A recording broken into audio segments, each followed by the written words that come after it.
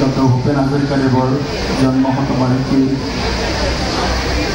আজি সুন্দৰ সন্ধিয়াৰ কাৰ্যক্ৰমত মোৰ মাজত উপস্থিত ভাৰত চৰকাৰৰ সন্মানীয় কেবিনেট মন্ত্ৰী শ্ৰী ধৰ্মানন্দ সোণোৱাল ডাঙৰীয়া, ভাৰত চৰকাৰৰ আন এগৰাকী মন্ত্ৰী অসমৰ সুসন্তান পবিত্ৰমণি শইকীয়া ডাঙৰীয়া, আমাৰ সকলোৰে প্ৰিয় উত্তৰ পূৰ্বাঞ্চলৰ সুহৃদ ভাই মনোজ তিৱাৰী ডাঙৰীয়া, আমাৰ সাংসদসকল, আমাৰ অসম তথা উত্তৰ পূৰ্বাঞ্চলৰ শ্ৰদ্ধেয়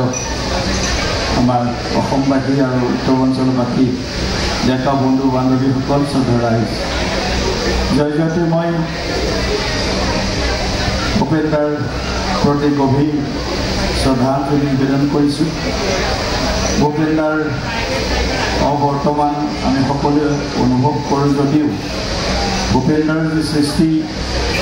সেইসমূহে সদায় আমাক প্ৰেৰণা যোগায়, সাহস যোগায়।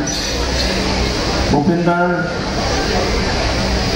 কায়িকভাৱে আমাৰ লগত নাথাকিলেও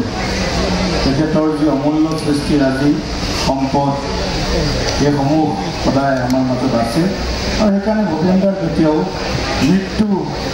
নাই বুলি অনুভৱ কৰোঁ। ভূপেন দা অজৰ আৰু অমৰ আমাৰ কাৰণে জাতীয় জীৱনৰ সাহস প্ৰেৰণাৰ অমল উৎস। গতিকে মই এই ঘোষণা কৰিবলৈ প্ৰায় আনন্দিত হৈছোঁ। আপোনালোকে ইতিমধ্যে অৱগত হৈছে যে অসম চৰকাৰে শ্ৰদ্ধেয় মুখ্যমন্ত্ৰী ডক্টৰ হিমন্ত বিশ্ব শৰ্মা ডাঙৰীয়াই ভূপেন দাৰ জন্ম শতবাৰ্ষিকী এইবাৰ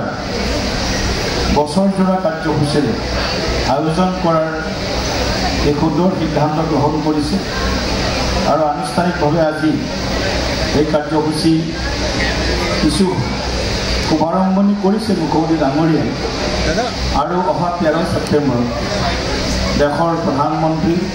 শ্ৰদ্ধেয় নৰেন্দ্ৰ মোদী ডাঙৰীয়াই আনুষ্ঠানিকভাৱে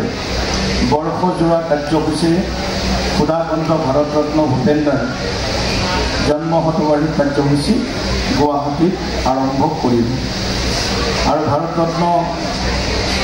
এইগৰাকী প্ৰাতঃস্মৰণীয় ব্যক্তি যাৰ